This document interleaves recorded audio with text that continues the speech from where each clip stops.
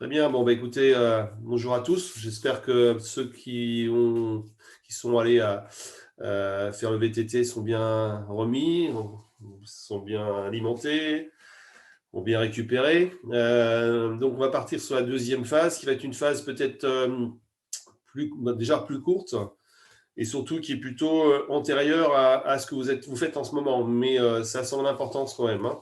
Donc, je vais vous lancer le diaporama.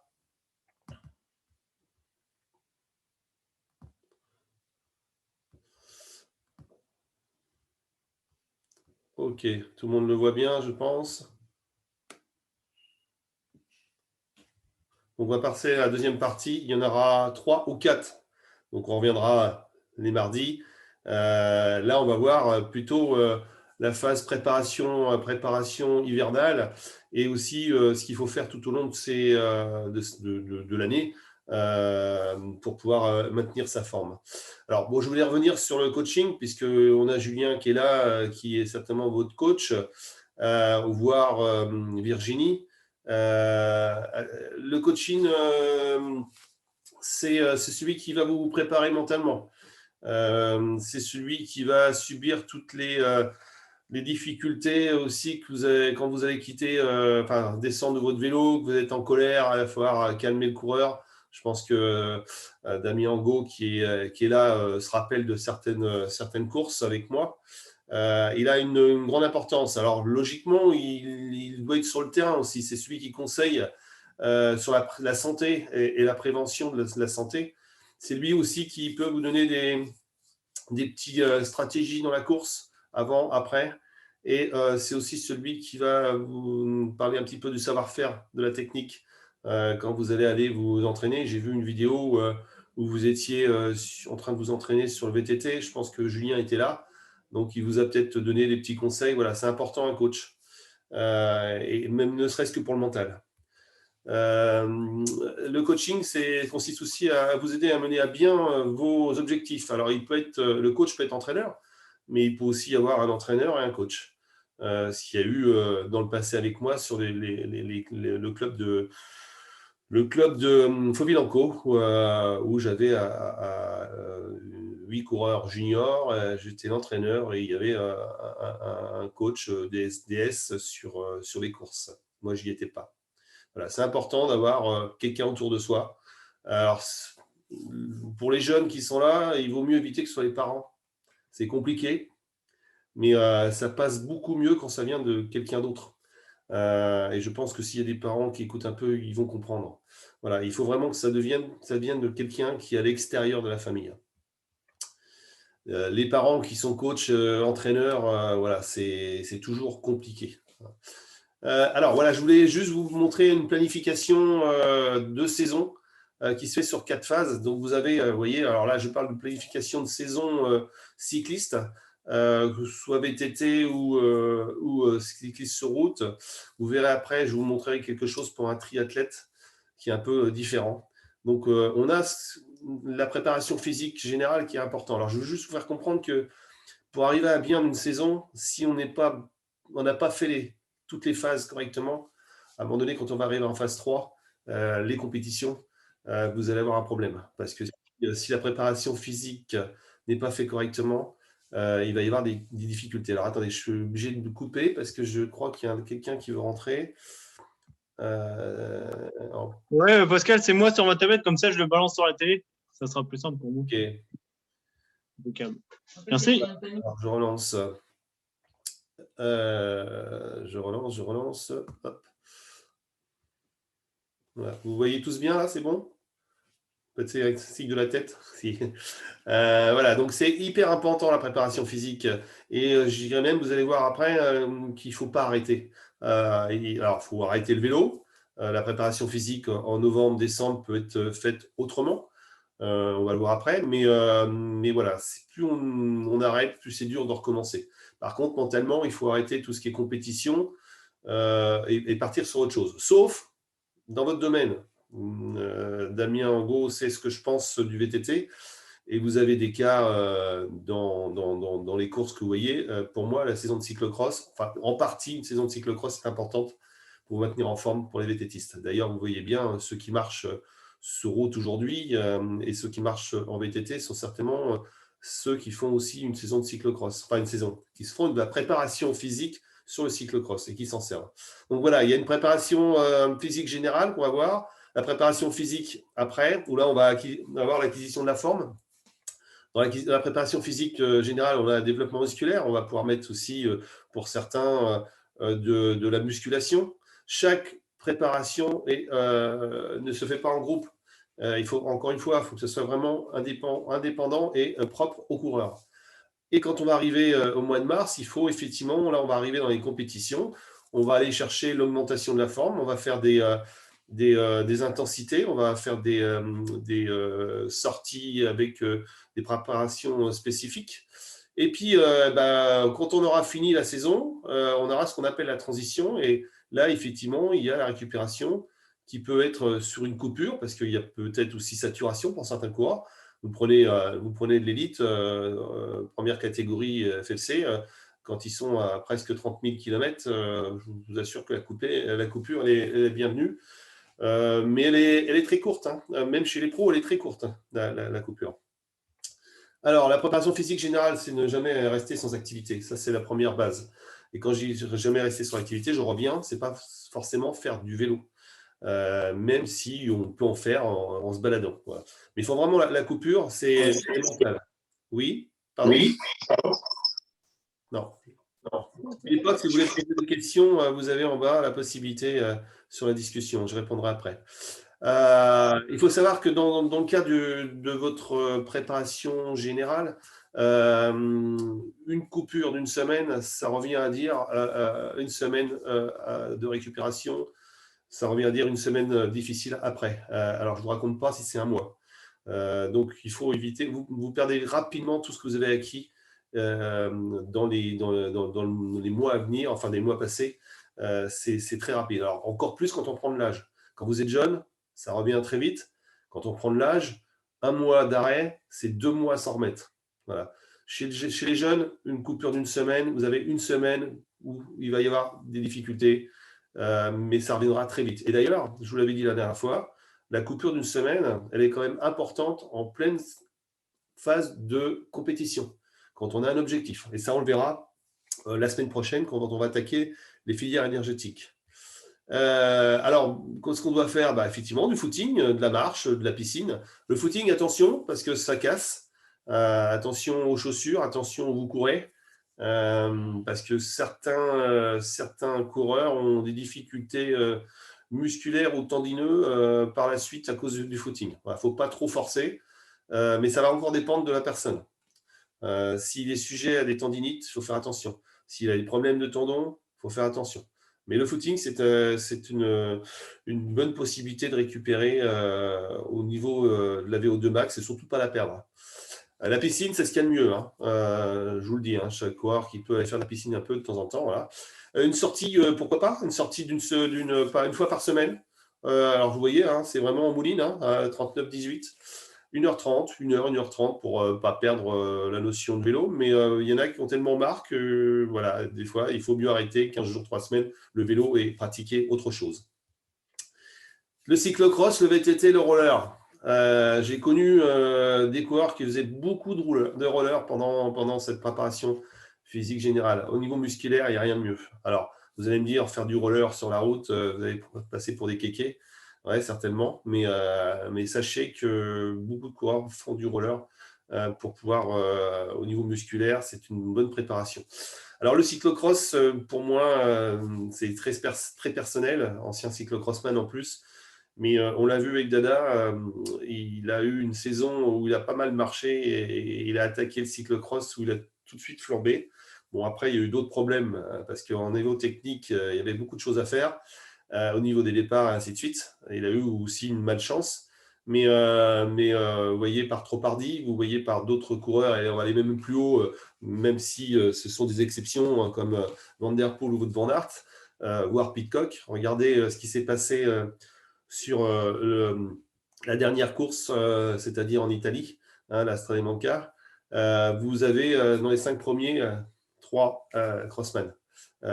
Sur la course Saming, celui qui gagne, c'est un crossman. Voilà, donc c'est arriver assez rapidement en forme. C'est une bonne préparation, puisque dans la préparation du cyclocross, on rajoute du footing et de la technique. Voilà. Alors après, il faut quand même comprendre aussi que faire une saison de cyclocross complète et entaquer derrière une saison de VTT, ça peut paraître compliqué. Il faudra effectivement, à un moment donné, trouver dans la préparation physique, avec le coach, avec l'entraîneur, un moment où il va falloir faire une coupure avant de rattaquer les courses de VTT. Mais par contre, c'est à mon sens ce qu'il y a de mieux pour le VTT. Quand vous voyez bien aussi que certains partent sur la piste sur les 6 jours, sur les additions de points, élimination, ça se fait l'hiver, justement pour préparer la saison et pour ne pas perdre le contact avec, au niveau musculaire, au niveau de la VO2 max, des techniques, du pédalage aussi. Hein. Moi, je suis un adepte du pignon fixe. Tous les ans, je fais 2-3 mois de pignon fixe en intersaison, de manière à apprendre à revenir à pédaler rond. C'est ce qu'on appelle pédaler rond. Et je vous prie croire que quand vous remettez après du braquet, vous volez. C'est ce que j'ai fait aussi avec les juniors de Fauville pour une année. C'est j'aurais mis tous sur le pignon fixe pour le premier mois d'entraînement d'hiver. Alors, ça a été chaud au début. Mais après, je peux aussi vous dire que quand ils ont retiré le pignon fixe, ils sont revenus au vélo traditionnel, c'était pas mal. Et beaucoup plus rapide. Et d'ailleurs, ils apprenaient à tourner rond. Donc, la piste, c'est bien aussi. Mais bon, vous êtes des VTTistes pour certains.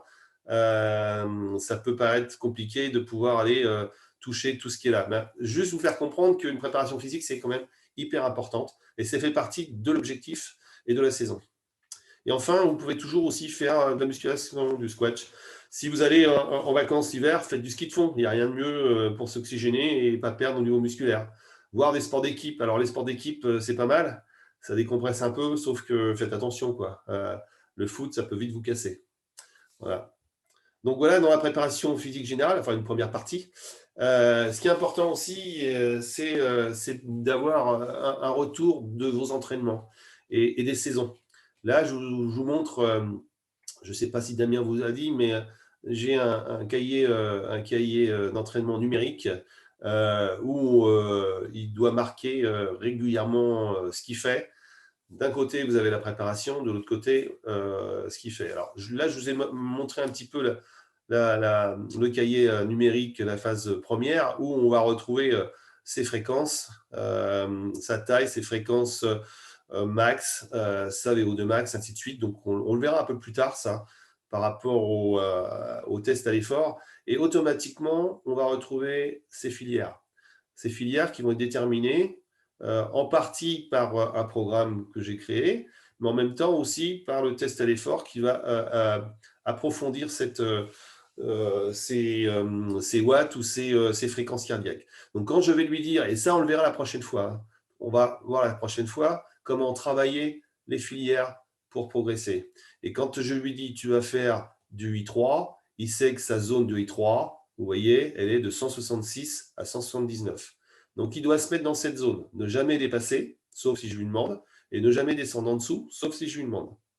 Voilà. Donc ça se travaille, on va le voir. Et vous avez I1, I2, I3, I4, I5.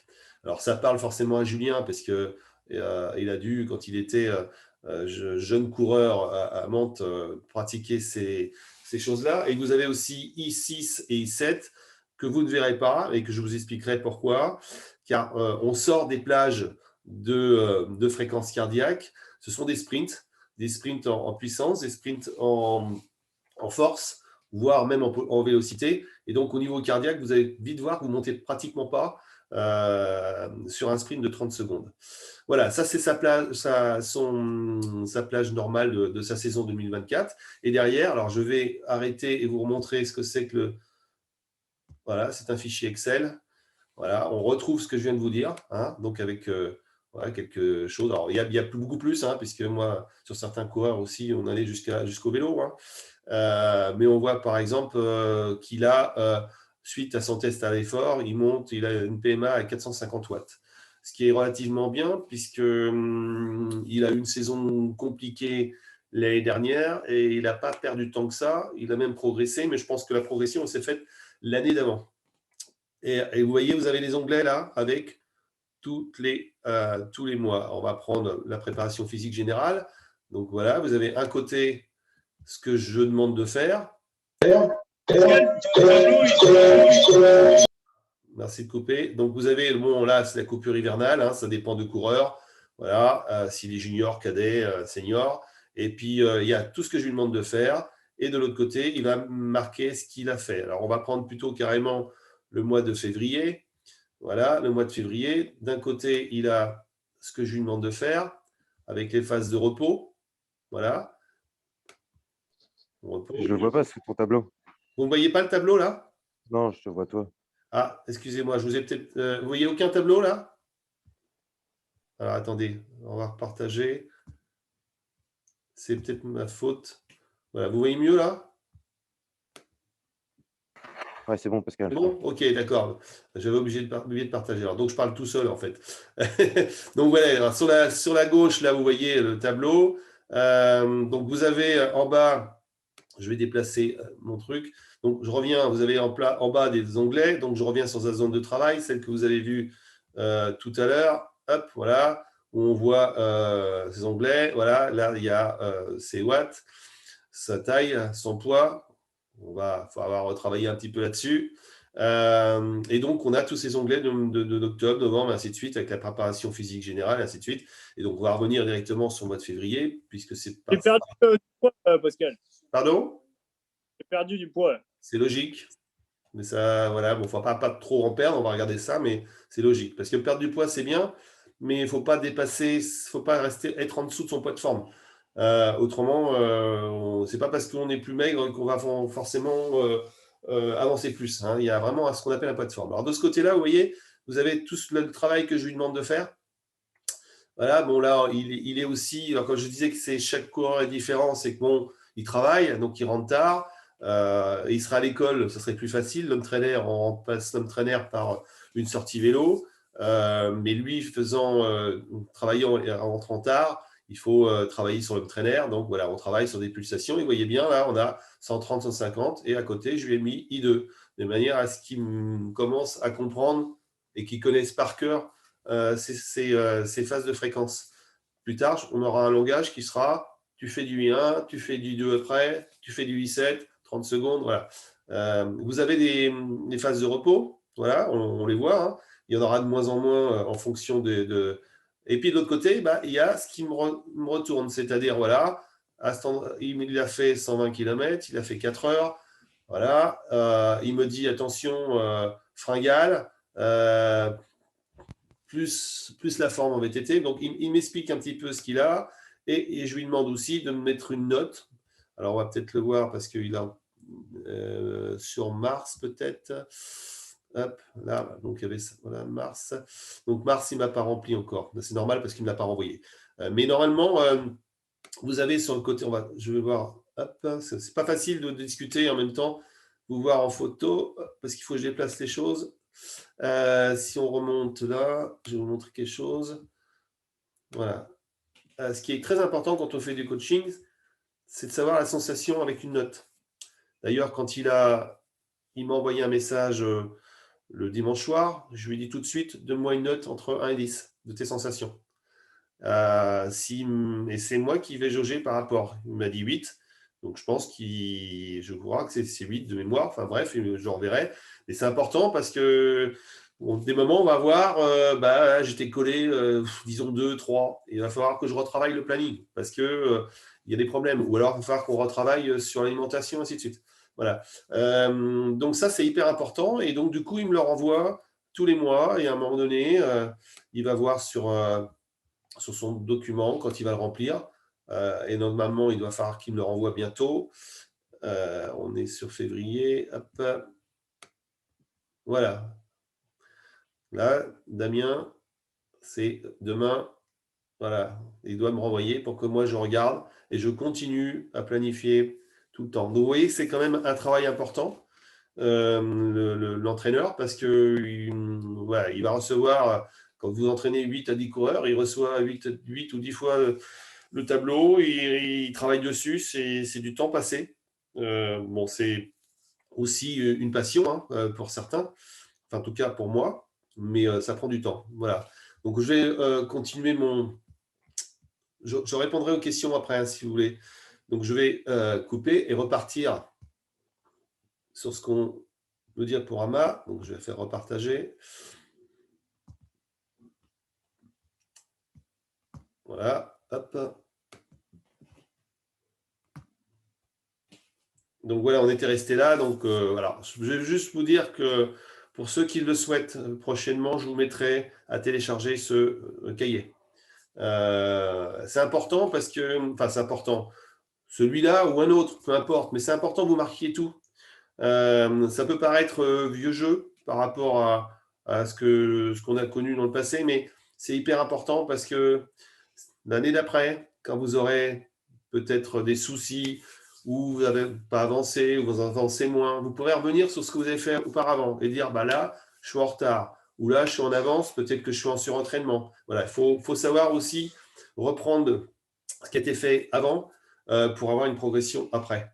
Voilà. Donc, je vous mettrai en téléchargement, ne vous inquiétez pas. Donc, on continue sur la préparation physique. Hein. Il faudra réaliser 3 activités par semaine. Je vous donne un exemple. L'exemple là, c'est de la musculation, pardon, le mercredi, voire de la gymnastique avec des étirements, qui peut aussi finir par un sport collectif hand, par exemple. Je sais que sur Phobilo Onco, et ils le font toujours, on avait instauré tous les mercredis gymnastique et puis petit match de hand derrière. Le vendredi, pourquoi pas une heure de course à pied. Et le dimanche, bah, on peut ou faire de la natation ou faire du VTT en se baladant, en essayant de travailler un petit peu plus ses techniques, mais sans faire monter le cœur, voire faire du vélo en promenade. C'est un exemple, hein. Il y en a plein d'autres. Hein. Ça va dépendre du coureur, du personnage. Alors, ne pas oublier donc de boire, et ça c'est important, vous le savez tous, mais minimum 1 litre par jour. Allez pas vous dégager d'1 litre d'un seul coup. Hein. C'est important de pouvoir drainer. Alors, je vais vous donner une petite astuce. Vous savez que quand vous allez uriner, ça dégage toutes les impuretés que vous pouvez avoir, et notamment après un entraînement, vous allez voir, vous allez uriner jaune. Et quand vous aurez tout dégagé et quand vous aurez bien bu régulièrement et tout dégagé, l'urine sera blanc. Ça veut dire que là, vous avez tout dégagé. Ça, c'est une anecdote. Alors, donc, boire minimum 1 litre par jour. Je vous rajoute, parce qu'on en a discuté, si jamais un jour vous le prenez, et on en reparlera après, Energy Detox au moins 2 fois par semaine. Hein, c'est un verre, 200 millilitres. Vous avez un stick de poudre, vous mettez dedans, vous secouez, vous buvez. Ça détoxine un petit peu. Et ça, moi, je sais que mes coureurs, on le faisait régulièrement, même sur 3 semaines. Avec des gélules spécifiques, il y avait pratiquement tous les jours. Voilà. La prise de pouls, et on va le voir après, est hyper importante. Pareil, sur le cahier, vous avez des prises de pouls à mettre en place pour voir effectivement si vous avez un surentraînement ou si vous avez un entraînement qui est parfait. Et avec la prise de pouls, et vous allez voir, ils vont avoir des indices. Vous connaissez tous, je pense, le test de Ruffier-Dixon, mais c'est hyper important. Donc, le test de Ruffier-Dixon à faire tous les 15 jours, le lundi, voire moi, après 2 fois par semaine, vous allez voir, je vais vous le dire. Mais quand on est sur la préparation physique, on essaie de le faire tous les 15 jours. Et quand on est sur la partie où on va commencer à rouler, on le fait tous les 2 fois par semaine, et notamment après une journée de repos. Parce que si vous faites 140 bornes le lundi et que le matin vous vous levez et vous faites le test, il va être peut-être un peu faussé. Et toujours à noter, hein, manger des fruits. Alors là, c'est hyper important aussi. Manger des fruits vitaminés, je vous ai donné des exemples, il y en a d'autres. Hein. Plus des compléments alimentaires. On va en reparler plus tard et je vous expliquerai pourquoi. Le problème, alors je vous ai tous vu, je pense, maintenant, la vidéo que je vous ai mis, on voit Christophe Basson, il en parle d'ailleurs. Le problème aujourd'hui, c'est qu'on mange, encore une fois, on mange de plus en plus mal. Julien est au boulot, il va manger très rapidement, on mange mal et on oublie de manger de la nourriture vitaminée, et c'est hyper important quand on fait du sport. La baisse de morale, la baisse de pouls, la baisse de forme peut être due aussi à un manque de minéraux, de vitamine C, et ainsi de suite. Alors, on les retrouve, hein, on peut les retrouver sans prendre de compléments alimentaires dans les fruits et ainsi de suite. Mais voilà, le sportif de haut niveau, il mange bien, il mange certainement mieux que vous, sauf qu'il prend quand même des compléments alimentaires parce qu'il tape dedans régulièrement tous les jours, quoi. Voilà. Mais ça, on reviendra là-dessus, vous verrez prochainement, et certainement avec quelqu'un que je vais vous faire connaître, notamment ça, Laurent Chopin, qui est donc le préparateur physique des triathlètes de Beauvais. Vous voyez, là, il a un planning qu'il m'a envoyé et qui explique sa saison, un peu comme on vient de le faire. Mais donc, vous voyez bien que le triathlon est un petit peu déphasé des courses de VTT ou des courses cyclistes. Donc, il a les préparations générales qui se fait là. Il a encore des courses planifiées qui vont être là. Il y a de la récup, voilà, et courses objectifs en septembre. Triathlète ne peut pas se permettre de faire des triathlons tous les dimanches. Donc, ils se fixent des objectifs et ils ont des préparations. Et vous voyez, là, ce sont des semaines, 4, 2, ainsi de suite. Et là, ils rajoutent tout ce que vous voyez là, c'est des compléments alimentaires. Alors, quand on voit articulation, minéraux, vitamines, détox, vous voyez, on revoit le détox là. Voilà, ils demandent à ses coureurs, sur les 4 semaines, de prendre ça. Alors après, ils rajoutent effectivement un programme un protocole de prise par jour, ainsi de suite. Là, il va mettre de la spiruline plutôt en décembre. Avec, là, on passe sur énergie diète, voilà, énergie sport, énergie effort, ainsi de suite. Voilà, donc je vais juste vous montrer, je ne vais pas trop m'attarder là-dessus, mais vous voyez, un triathlète de Beauvais, les triathlètes de Beauvais, et ils ne sont pas les seuls, utilisent des compléments alimentaires malgré qu'ils mangent correctement et ils ont une certaine hygiène de vie. Pourquoi? Parce que la préparation d'un triathlète, je vous rappelle, c'est 3 sports. Donc, ce que vous faites, vous, au quotidien sur le vélo, eux le font 3 fois dans la journée avec la course à pied, la natation et le vélo.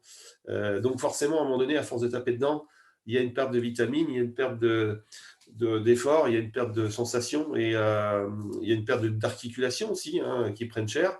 Donc voilà, il met en place ceci. Voilà. Mais prochainement, je vous ferai rencontrer sur un webinaire, je pense, Laurent Chopin. Alors, le test Ruffy-Dixon, vous connaissez un petit peu, hein, mais ça a son importance. Voilà, et vous allez voir pourquoi. Donc, on prend le pouls le matin dans son lit. Parce que si vous levez, le fait de vous lever, pouf, vous faites remonter le pouls de pulsation facilement. Donc, on le prend le matin dans son lit. Après, vous faites, comme on voit avec le petit bonhomme, des flexions, 30 flexions, jambes tendues, bras allant du corps, et aux alentours de 45 secondes.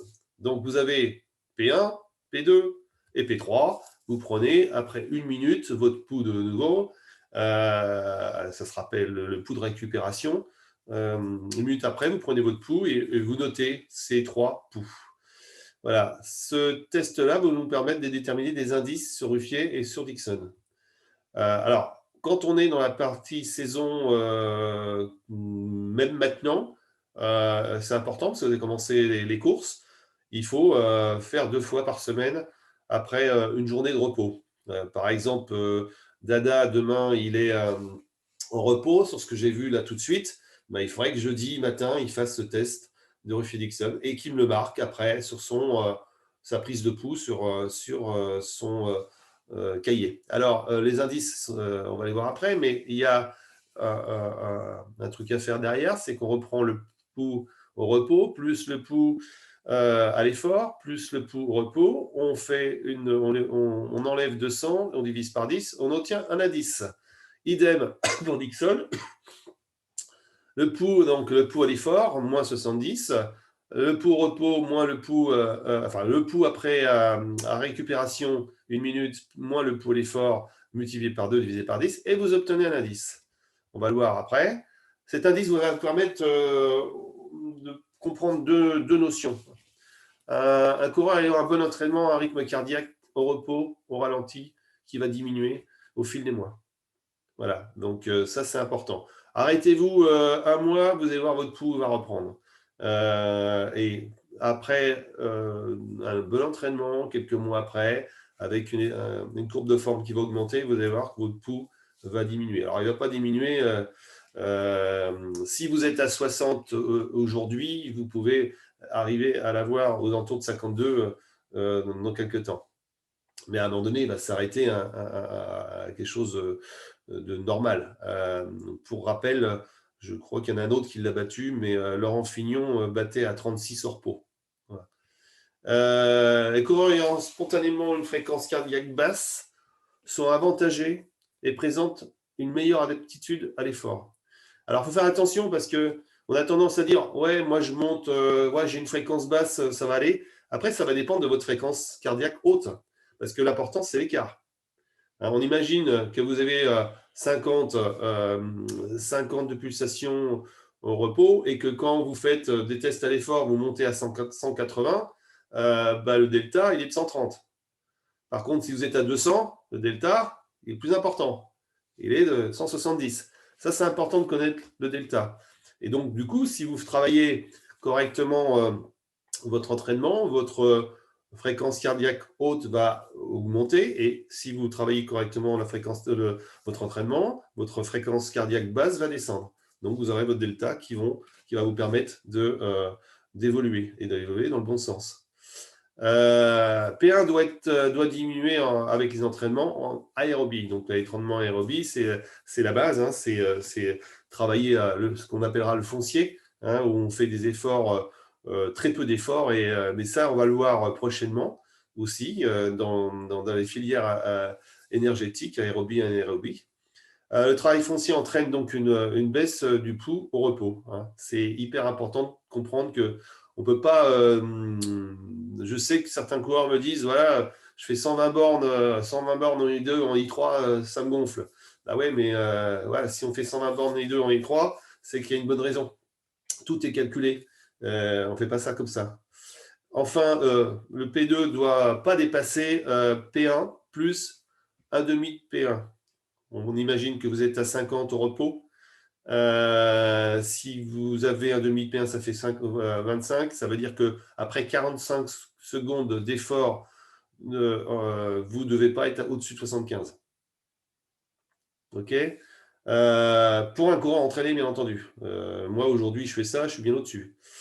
Et du coup, on va avoir aussi une adaptation cardiaque à l'effort. Et enfin, P3 ne doit pas dépasser P1 plus 10. C'est-à-dire que si vous avez P1 au repos qui est à 50, si après avoir fait vos pulsations, vous avez mis une minute de repos, P3 par exemple, si je reviens, vous êtes à 50, si P3 est à 65, c'est pas bon. Donc vous avez un problème de récupération. Et ça, c'est important, ça c'est pareil, ça se travaille. Dans les filières lesquelles on va avoir la semaine prochaine, on a des phases où on travaille justement la récupération pour faire diminuer effectivement ce P3. Alors, les indices, ils sont là. De toute façon, ne vous inquiétez pas. Hein, je vois qu'il y a Brian qui note, comme un bon étudiant. C'est bien, Brian. Mais je vous remettrai aussi cette vidéo sur votre Facebook. Donc voilà, suite aux indices qu'on a déterminés, et ben les indices, après avoir fait les multiplications et les divisions, vous avez des indices qui vous donnent votre état de forme. Voilà, si vous êtes entre 0 et 5, et ben vous êtes pas mal. Si vous arrivez, et ça arrive, hein, à avoir en dessous de 0, ça arrive. Et alors là, par contre, vous êtes effectivement sur une très bonne adaptation à l'effort. Et en règle générale, un bon coureur qui est bien entraîné, il va être là. OK. Le Dixon va avoir les mêmes phases. Vous êtes plus vous allez descendre en indice, plus vous serez entraîné et bien entraîné. En règle générale, il faut effectivement être là. Voilà.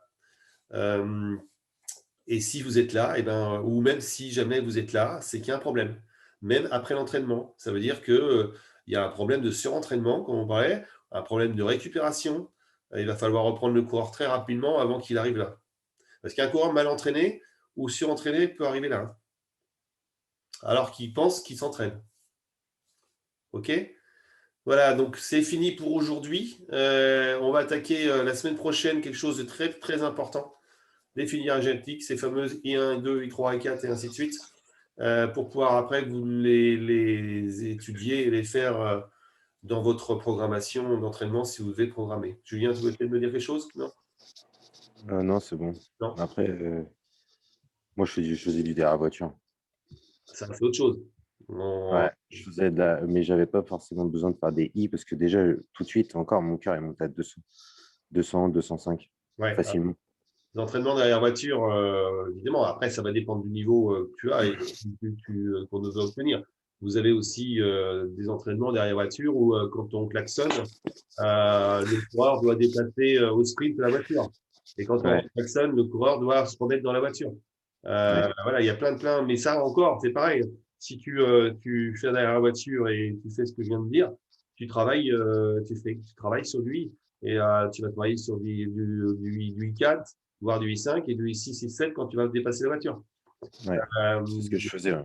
voilà. Donc, avez-vous des questions? Je vois qu'il n'y a pas de questions. Discussion, j'en ai peut-être une. Ça, c'est du sport, la piste. Oui.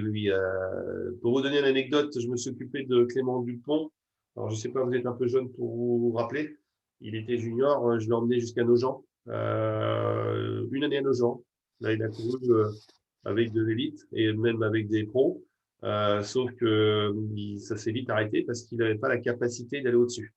Alors, c'est un coureur qui pouvait très vite monter. Je l'avais emmené en l'entraînement avec Arnaud Demar. J'avais emmené les 6 coureurs, enfin les 8, rencontrer Arnaud Demar. Ils avaient fait 120 bornes avec lui à Beauvais. Et Arnaud s'est amusé à faire des sprints avec eux. Et Arnaud était venu me voir en me disant, Pascal, occupe-toi bien de celui-là, parce qu'il va très vite au sprint. Effectivement, il allait vite au sprint, sauf que il avait peur de frotter. Et donc, il était mal placé au moment du sprint. Et effectivement, quand il arrivait, donc il a gagné Grainville-Latatourière, pour ceux qui connaissent un petit peu Grainville. Ils sont arrivés à 4, il a viré en tête et ils ne l'ont jamais rattrapé. Mais donc, je vais justement demander à une période, j'ai dit, écoute, il faut qu'on aille faire de la piste. Il faut qu'on t'emmène à Saint-Quentin faire de la piste pour que tu comprennes ce que c'est que frotter, lancer le sprint et puis surtout un pignon fixe, travailler avec le pignon fixe. Quand on a travaillé avec le pignon fixe et qu'on a été sur piste, on n'a plus peur de rien après. Juste pour l'anecdote, quand je gagne mes courses au sprint encore maintenant, enfin, il y a encore 2 ans, dans mes catégories de vieux, hein, tout le monde vient me voir en me disant putain, comment tu fais? Tu vas vite au sprint? Non, je ne vais pas vite au sprint. Je vais plus vite au sprint. Par contre, je sais préparer le sprint. Parce que je sais frotter et je sais me placer et je sais quand il faut le déclencher. Et il y a des coureurs derrière moi qui sont beaucoup plus rapides. Mais ça, c'est le travail de la piste. Donc, juste finir par la technique est hyper importante dans votre domaine. Même le VTT, allez travailler la technique et travailler le I3, I4, I5, ça se travaille aussi sur le VTT. Voilà. Écoutez, je vous laisse. Je vous dis à la semaine prochaine. Ok, Pascal. Allez, bon Merci, courage à Pascal. tous. Bon courage à tous.